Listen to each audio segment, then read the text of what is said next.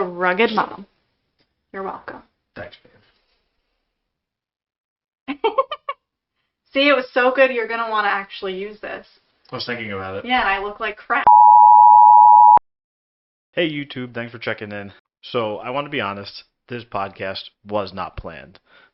This was a podcast that was supposed to test our setup, make sure the cameras looked good, that our lighting was okay, that audio was okay, and it went so good that I decided, well, my wife did so good, that I decided that we should post it. So this is kind of a little off the cuff.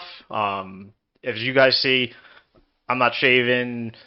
She kind of she knew it was going to happen. I didn't. So it was not planned. So I hope you guys get something out of this. I actually learned a little bit more about my wife, which was really, really cool. I know you guys are going to really like this. She has a lot of great points. You get to see a little bit of what her field looks like and what she does. And I just think you guys are going to enjoy it, so enjoy. What are you most excited about right now? What do you want me to talk about? Anything. Just in life? Hobby. Or something that's going on in the world. What are you excited about? I'm excited to travel North Carolina and learn new camping places. Okay. That's what I'm excited for. Did you always want to be a yoga instructor? I did not always want to be a yoga instructor. I did not think that life would even take me there. Looking back, though, it's not super surprising because I always really liked to dance growing up. And I can see now that a lot of people who like to dance transition into yoga into their adult life because there's a lot less opportunity to dance as an adult. But one of the reasons I fell in love with yoga had to do with my patients. And I originally did it for them to learn the tools to deliver to them in the setting I work. But I fell in love with it, so I just kept going.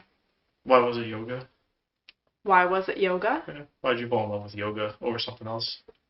Well, as a recreational therapist, I really like a lot of different modalities, but I just knew that yoga was a way to work on all the different parts of a person. It has to do with tying in their physical well-being, their emotional well-being, and their spirituality. And there's not many things that tie all those in together at the same time. And there were so many different techniques and so many ways to simplify it and advance it that it made it really a very practical tool for anybody. And that's one of the reasons I liked it, was its versatility.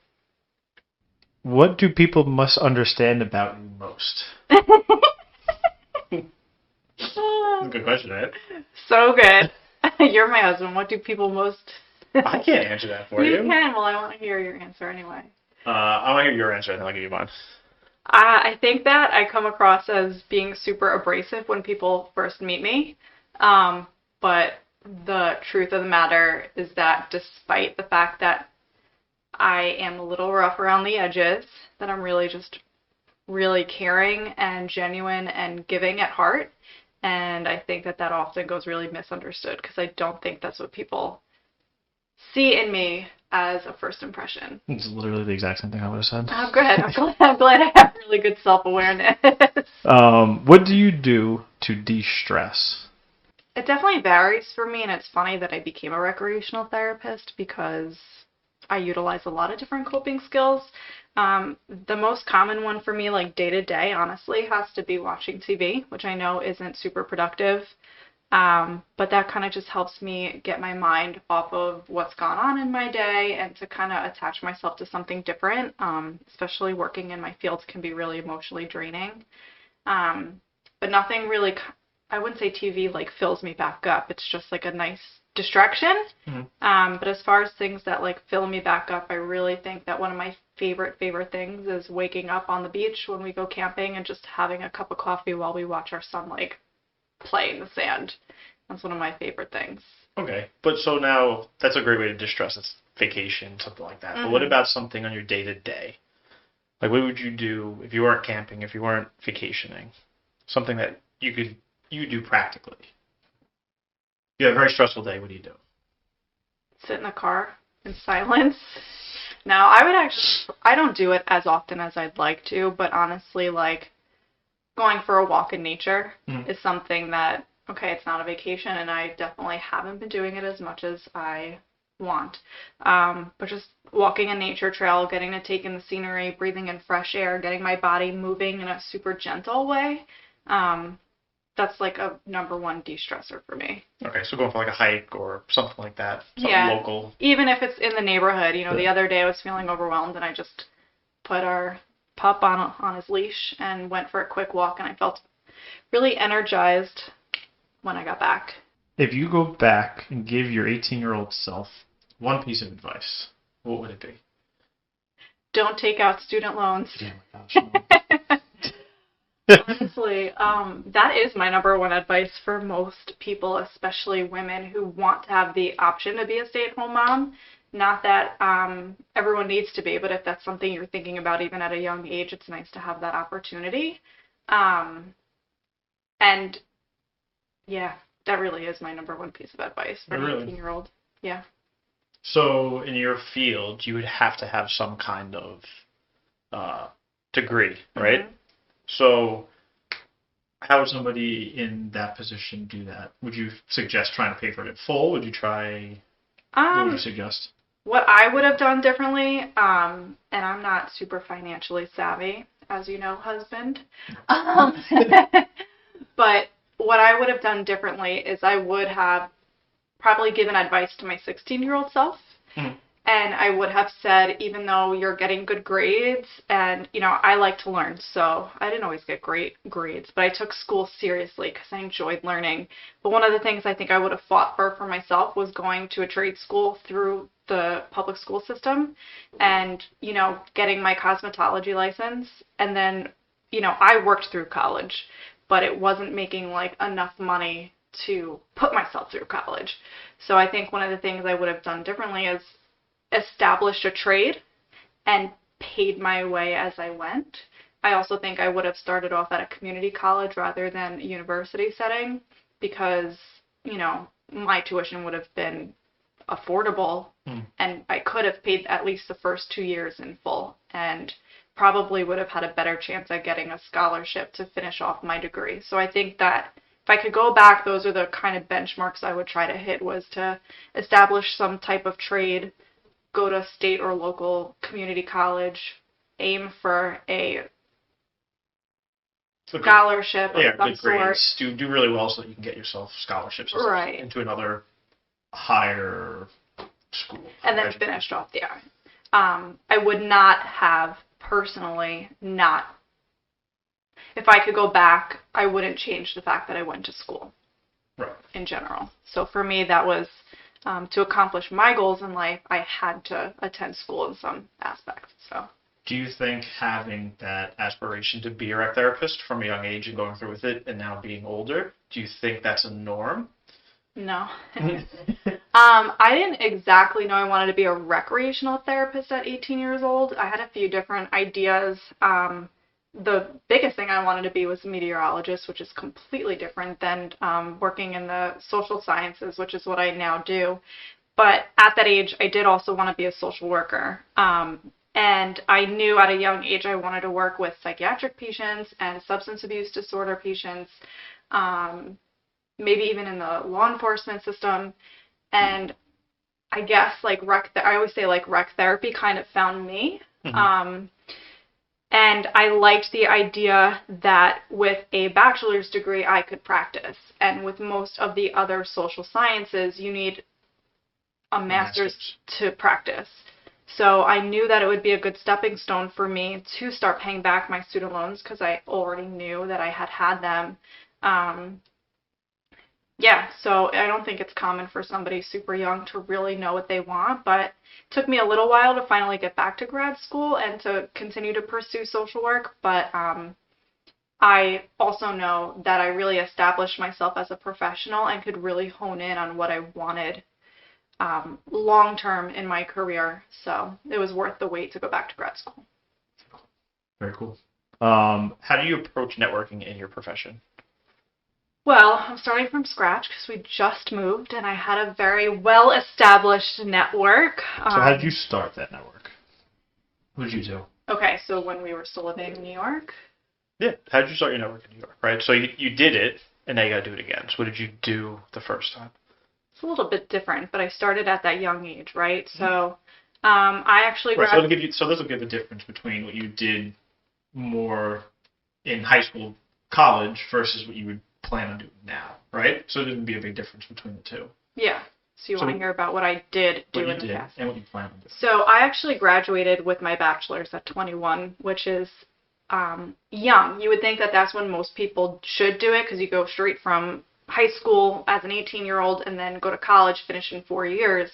But the reality is not most people do that. Mm-hmm. So I was really young when I graduated, but I think I was always kind of clear in where I wanted to go. So it was twofold. So my background or my profession has two different realms. One is in the community-based setting and one is in the clinical setting. And I never wanted to back myself into a corner. So one of the things that I did was growing up in high school, I actually worked in the community-based setting. And what I did in that realm was I talked to all the bosses, right? Like I worked at a satellite location, but I made it a point to reach out to via email or phone calls to reach out to the upper management, I guess. So this is in your facility, or is this? It was in the same department, but it was a different facility. Okay. So I made it a point to reach out to them and ask them questions about what they did. And I was curious, but the goal was to get my name out there, Mm-hmm. should I want to continue in that realm of the profession. Right. As far as the clinical aspect, one of the things that I did was I got involved in the campus's rec therapy club and ran to and established myself as one of their like vice presidents, I guess, of the club. Mm-hmm. So I had a lot of responsibilities and I was mindful of how to boost my resume. The other thing that led me to do, though, was it gave me a lot of opportunities on campus to network with other types of professionals and other students and a lot of the deans for recommendation letters and things like that. So that could carry me over into my field. And then when I was making that transition from college student to professional, I kept in touch with my professors. I went to different I can't think of what they're called, conferences, and networked in that way. So I always made sure to attend conferences, not looking like a college student, but putting on like professional clothing, and Right. making sure my hair and makeup was done and shaking hands with people and going up to them and just saying, hi, I'm so-and-so, like, tell me about your facility and what you do. Any time I had an opportunity to either introduce a program going on at one of those conferences or lead a program in one of those conferences, I always took that opportunity because that was a way to make those extra connections too and to get other professionals in the field who were attending the conference to see your face and to hear your name and hear what you did and your background. And then in my specific setting when I was working in the hospital, I always made sure to establish a good relationship with my direct supervisor. I always made sure to establish good working relationships with her supervisors and the other administrators in the hospital. I always went above and beyond what was asked of me. So it wasn't just, can you jump? It was, okay, how high can I jump for you? And how can I make this experience even better for you? That people would recognize me being a little bit different. Just whatever I could do to set myself apart, as silly as it sounds, like baking a batch of cookies for your office and making those personal connections.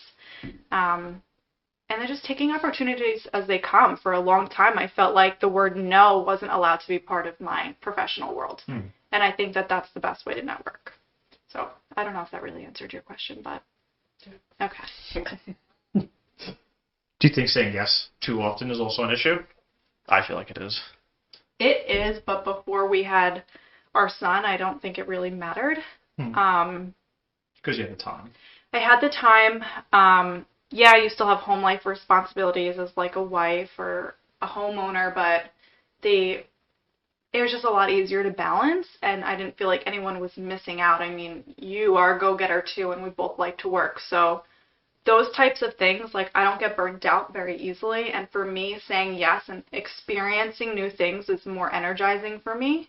But I never felt like saying yes was too much. Definitely changed after becoming a parent, but before that, no. I know that's not good advice. That is not good advice. Don't listen to that. But for me, it was a lot of yeses and trying a lot of new things. If you can. But I could. Right. Yeah. That's what I'm saying. If you can. Yeah, I was able to. What is a common myth about your profession and that you want to debunk? I am not the crayon lady. So it's not just crayons? It's not just crayons. So,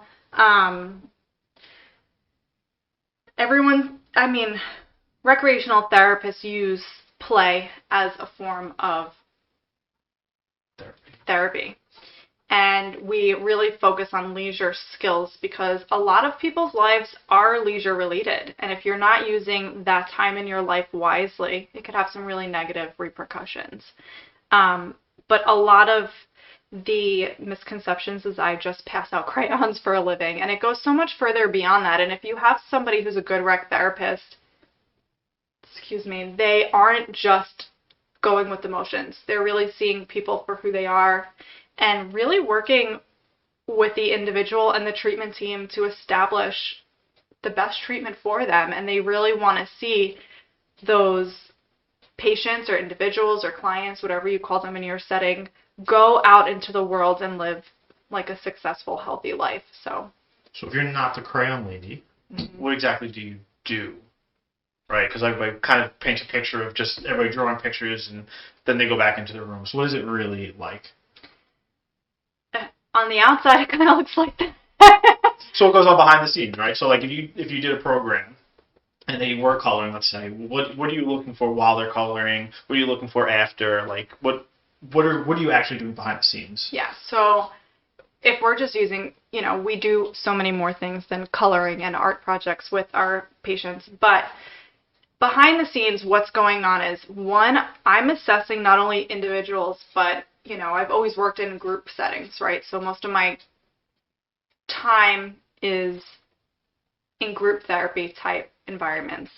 And I'm looking to see what type of activity is actually appropriate for the group as a whole and their functional level. So how big are these groups? 2 people, 4 people, 10 people, 20? So COVID's made it a little bit smaller just because of social distancing, but average would be 12 to 15 people. So that's a lot of people to take into consideration. And unfortunately, the patients who might be higher functioning, able to do more things, you don't want them to get bored. But the patients who might not be able to do as many things or function as high, you don't want to lose them between the cracks either. So my job is to come in with an activity that is therapeutic and tangible for just about every patient that wants to attend or that is able to attend. And after I introduce the group, the benefit, why we're doing it, and I start them in the activity, my role shifts from being, okay, yes, I was the group leader, I'm still the group leader, but now I'm looking to see how everyone is doing with that activity. Are they engaged, right? Are they able to do it? Are they able to follow simple directions?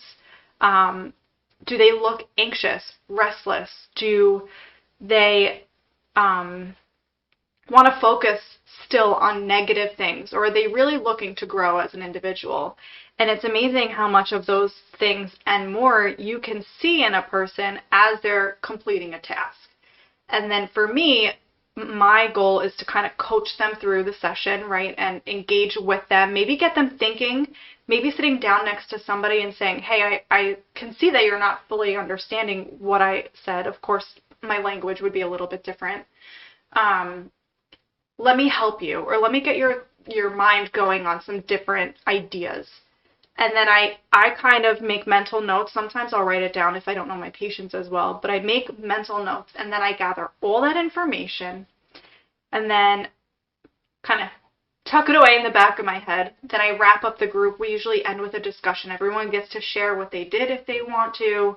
I tell them, again, why we did this group, the benefits it could have on them, and how they can utilize this tool that I've given them, even if it's just coloring, at home, right? Mm-hmm. How it could be relaxing, how it could help you focus on a task if you're feeling anxious. It could be grounding. It could be self-expression, like a therapeutic way to journal, things like that. And then I take all that information I gathered and I, of course, document on it, but I bring it back to the treatment team. And a recreational therapist really sees patients for where they're at, right? I see them much longer throughout the day than most other disciplines and see them for who they are. And we really can see the growth that they've achieved or not achieved. And if you hear some sliming, it's our dog chewing her nails. But anyway, we can kind of see and bring back to the treatment team, and that really helps the doctors, the nurses, the social workers continue to develop their treatment plan and their course of discharge, and to kind of see what their symptoms aren't, and how they've gone through the healing process. Okay. What do you find that is challenging being in your profession, like in your kind of day-to-day? How are you trying to tackle it, right? So what's the problem, or what's challenging, right? Because there's always some kind of challenge, whether it be management, whether it be, higher ups or whatever it may be, equipment. So I've always been really blessed and lucky to work in facilities that have a plethora of equipment and budget. I know that's not usually the case for most rec therapists. It's not usually a field that gets a lot of money is allotted to it. I do know for really big projects, my supervisor was big into grant writing. So she would look into different grants that would allocate monies towards certain specific types of individuals or different projects, and she would use that to kind of develop the more expensive parts of our projects or modalities, or that's how we got like a serenity garden and things like that. So some of those bigger projects. For me, I would always say it's just being a valued member of the treatment team. I think that recreational therapists, we joke around and say we're Jack or Jill of all trades, but masters of none. And that's really what the other disciplines kind of expect of us. And not everybody has the capabilities to do all those things. So you might have a patient that says, oh, I'd really like you to teach me to crochet, and I don't know how to crochet. Mm-hmm. And then there's a lot of pressure to either teach yourself and then teach that patient, or just to just meet those standards. And then to just validate what we do. I think that it's really a constant battle for recreational therapists, not just to be recognized by administration and even by other professions within the social science field, but to be valued and treated as such on a consistent basis. Okay, so it's more of how people are viewing what you do kind of as the crayon lady, yeah, right? So what are ways that you try and would encourage other people to try to do to kind of debunk that?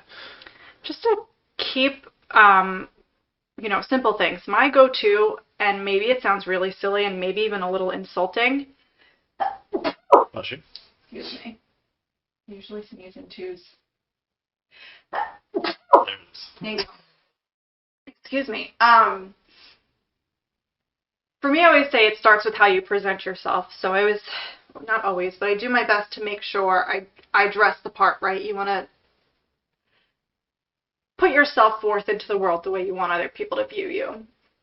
So I make sure my clothes are neat, that I'm appropriately dressed, that my hair looks a certain way, that, maybe my makeup is done. Because the facility I came from, we wore business cash, and I wanted to meet the standards of what the other professions that maybe would have more respect, what they were wearing. So that was one of the things for me.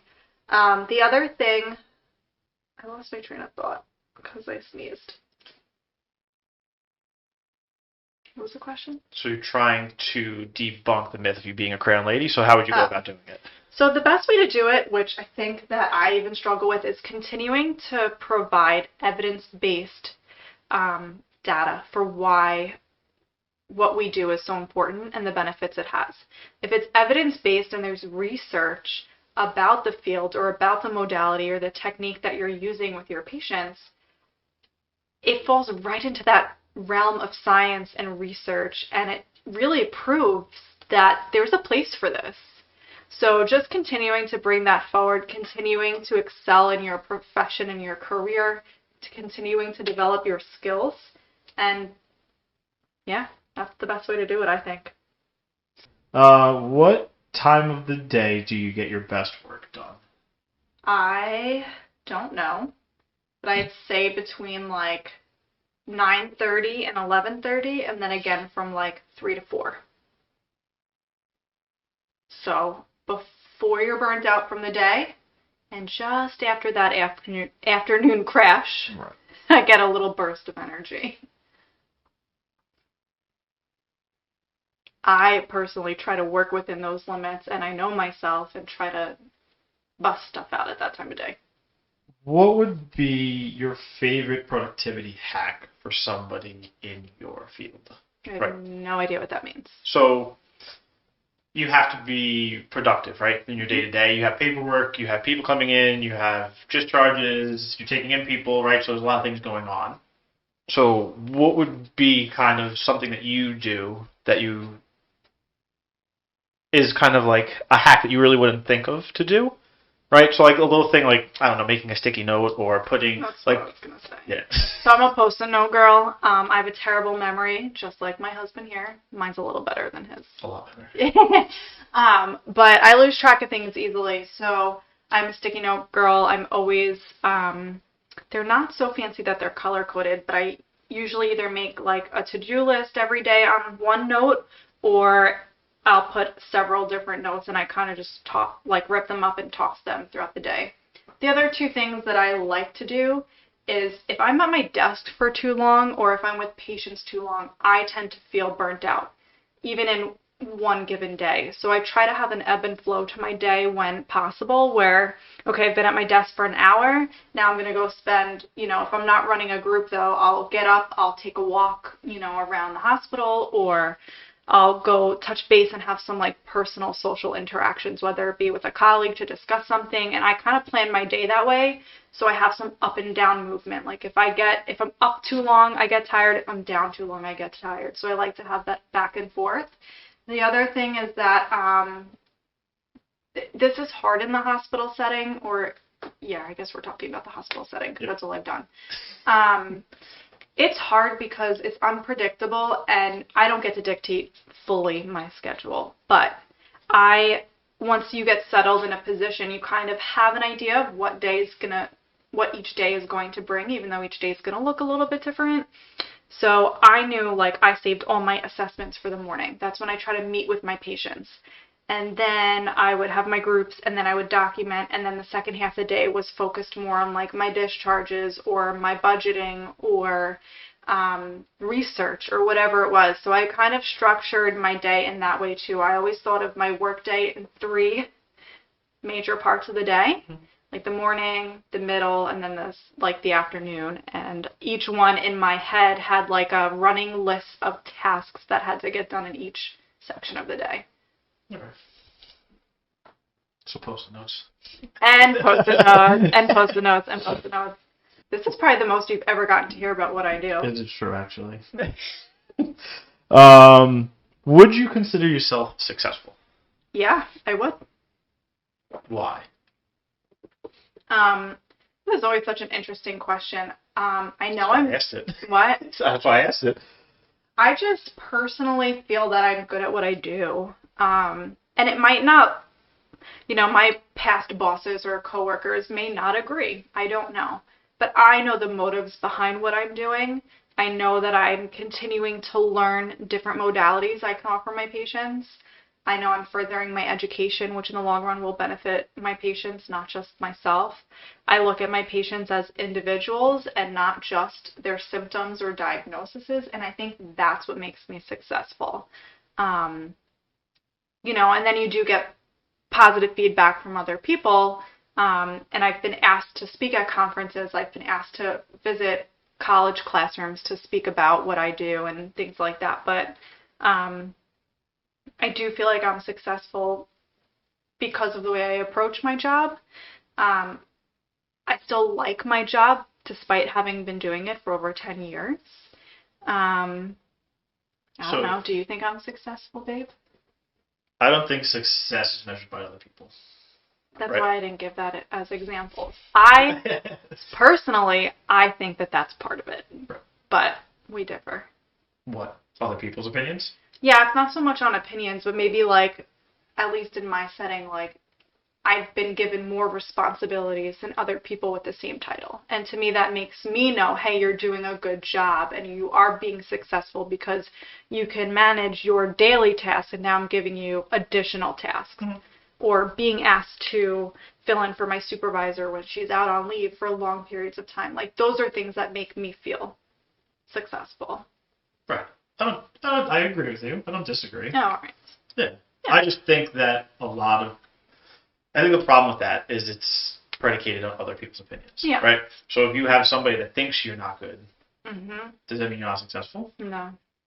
Right. And it also doesn't mean I'm not good, because I know that there have been plenty of people who have thought that of me, and I've never identified with that. Yeah. So that's why I look at it a little bit different, just because I don't think that it's always predicated on other people's opinions, right? So, some people will base it on salary, right? Some mm-hmm. people go, if I'm making $100,000. If I based my success as a recreational therapist on salary, I would be not even close to a successful person. So a lot of people, like, once they hit that mark as income, they consider themselves successful, right? Some people base it on, how many people they have in a classroom, how many people, like, right? Success is measured in so many different ways. That's why I don't always view it as one particular thing. I agree with you. One of the ways I measure my success on like a group per se or as a rec therapist is if you can just make a simple impact in somebody's life, often just shown by the patient smiling. Simple, super things that you you're making a difference in other people's lives, and that's what my profession is based on. So. Good answer. Mm-hmm. How long do you think it took you to get to that point, that you felt like you were making an impact? I think I felt that right away, because I can distinctly remember moments of my internship when I was still in college. Being told by my supervisor, like, wow, you really made an impact on that person, or having patients specifically tell me that, or even just knowing, like, you could see the change in somebody's affect, like their mood based on a group you were running. And I remember some moments really specifically from all the way back then. So at what point do you think you would consider yourself successful? Do you mean like I've established myself in my career and feel like I know everything? You've hit your full stride in your career, right? Not that you finished, but that you feel like you're running, right? I think it took me longer than I'd like to admit, and I think for me it went from 0 to 100. Mm-hmm. Like, I know the whole journey, there's that middle ground, but like I remember feeling like an amateur, and then I remember feeling like, oh, I know all the ins and outs and I got it. I'd say it took me about 5 years. Out of college. Out of college, yeah. Is that 5 years? Then that's after. So you had an internship, right? Mm-hmm. So is that including internship? Afterwards, is it? I would say including it, because that time, like, I learned a lot, and I feel like that was the start of my career, because it was a full-time internship. It wasn't just a couple hours every week. It was 40 hours a week. So I felt like I took 2 steps into the professional world, even though I had like a hand still back at school. Right. But I wasn't taking any coursework at that time. It was just working for free, interning. Right. So I would say, about 5 years after that, when I had been working full-time for a while, I had been, the internship supervisor for several students at that point. I was probably at that point one of the most senior staff in my department, and I had to stand on my own 2 feet. And being forced to do that, it forces you to ask a lot of questions and to find a lot of the nuances that make up working in the healthcare system. So I feel like that kind of is when I felt like I made that switch from Right. amateur to, hey, I've got this. And then you can develop yourself in different ways after that. I don't think we ever stop growing as professionals. No, I don't think anybody ever stops growing, really. No. And So, if you have, you're doing something wrong. you're retired. Yeah, that's a good point. You're retired. Even those people can't stop sometimes. So, along those lines, what do you think is your next step? I'm in a weird limbo right now because I thought a year ago my next step was going to be grad school on Long Island and stepping into, like, out of rec therapy and into social work. I thought in another few months from now I'd be graduating and taking on a totally different career path. I knew I'd never really be leaving rec therapy and the tools I learned and the skills I learned behind. But interestingly, now that we've moved, I had to put school on pause for a while, and I don't really know what the next step is for me. I did just start a new job working for a really large healthcare system in North Carolina. And I know that in the long run, especially once I get my master's degree, I can move up to administrative work. I could really see myself doing administrative work because I like teaching others. So as much as I love my patient care and not sure I could fully live without it, I personally am very drawn to teaching other professionals. So whether that be as a professor, whether that be as a management, more, supervisory role, I'm not really sure what it'll look like. And how I tie social work into all that once I'm done, I'm not sure either. Those are, you asked for next steps, right? Yeah. Yeah. So I think that I have a little bit of direction on my next steps, but they're not going to be taken as quickly as I originally thought. Right. So we're wrapping it up. And one of the last questions I have for you is, what question did you hope I was going to ask you? Yeah, I had no expectations. You're welcome. I did expect the camera to be on you for part of this, and it hasn't been. It's recording on 2 cameras. Oh, it you is? You just see one. Yay! What is a question that you would have hoped I would have asked you that you could explain? Like, so it's something else that you would like to explain about your profession that I didn't ask you. Maybe what it's like to work in, like, the mental health field, but I don't know if you knew, like, yeah, but I don't know how I would answer. Because I asked the question, not you. How about I ask you a question? What is it like to be married to somebody who works in the psychiatric field? It's interesting because I feel like I'm always being analyzed, which is a lot of fun, which is true. And it is true. It's so true. I don't know. I think for me, it's a lot different because of my personality, right? So I don't think that it affects me, right? Because I'm not worried that, like, you're judging me or something like that. Like, I think people would struggle with, I feel like they're always just looking into what I'm doing and, questioning everything, right? Mm-hmm. So luckily for me, I'm not like that. So I don't stress about that kind of stuff. Do you ever, like, notice, like, yes, I'm from New York, like that. Do you ever notice signs of burnout in me from the emotional toll work takes on me? Do you ever see or feel like it's super stressful for me? And how does that kind of affect you and us? I think it comes in waves. I think that you have your good days and bad days like anybody else, right? I know that some days you come home and a particular patient is on your mind and you can't kind of get it off. Doesn't happen very often, but on occasion. So I think that being married to somebody that's in this, being married to you, right? Because it would vary. It will vary, yeah. I'm pretty good at leaving work at the hospital. I was gonna say, so you're very good at leaving. It's the same with me. For me, like, my work doesn't really come home unless it's my side stuff, then it does.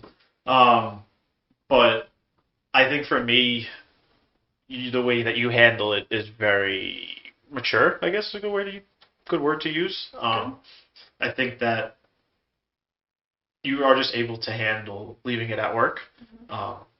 But outside of knowing that you're always thinking 1,800 things about what I'm thinking or doing, that's like the way I just know it to be. I don't think that. I kind of I thought don't about. think it's hard. I don't think it's difficult. I know. Well, that's good. One thing I would say to people is, it's not really like what I wish you asked me, but something I wish people knew is that you'll come home sometimes and you'll be stressed out about things at work. It always has to do with your coworkers. Mhm. And most people's jobs are task oriented.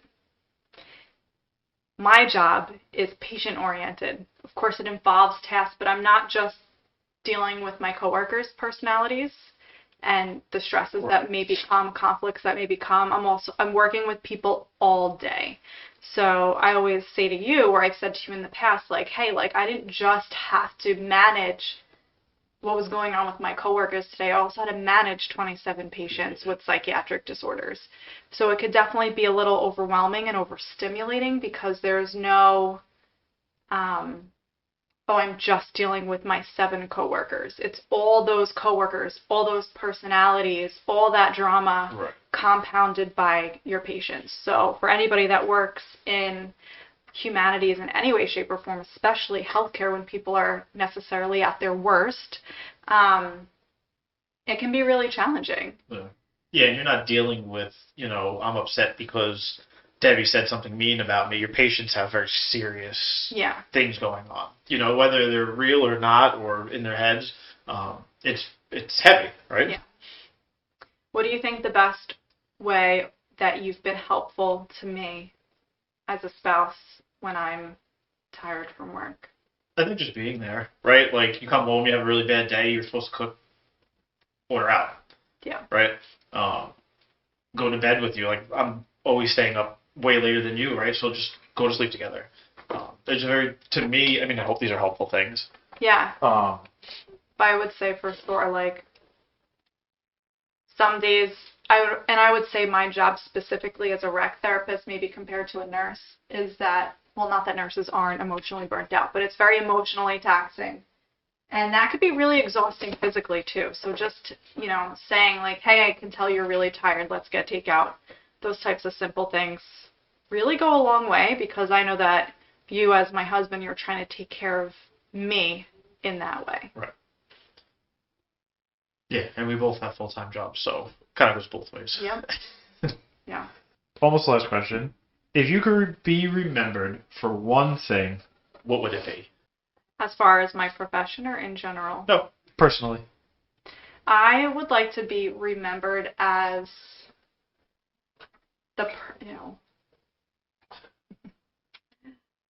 Sally just slobbered all over Chris. It's gross. Go. I'd like to be remembered as somebody who was always welcoming to anyone and everyone. I know it sounds silly because we kind of already put it into practice, but just anyone can come over any time of day. Doesn't matter what's going on, who you are, what my house looks like. If I have food, just come as you are.